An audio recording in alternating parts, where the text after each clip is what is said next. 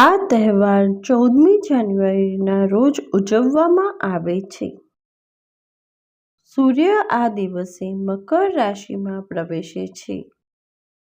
ઉત્તરાયણના દિવસે લોકો પતંગ ઉડાવે છે. લોકો આ દિવસે હેપ્પી મકર સંક્રાંતિની શુભેચ્છા પાઠવે છે. આ દિવસે અગાઉથી જ બાળકો તેમજ તમામ ચાહકો પતંગ અને દોરાની ખરીદી કરે છે. વિવિધ રંગોના પતંગો આકાશમાં છવાઈ જાય છે. તે વસંત ઋતુના આગમનને દર્શાવે છે.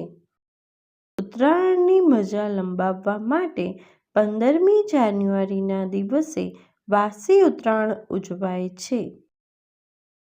આકાશ રંગબેરંગી પતંગોથી છવાઈ જાય છે. ઉત્તરાયણનો તહેવાર આનંદનો તહેવાર છે. Thanks for watching.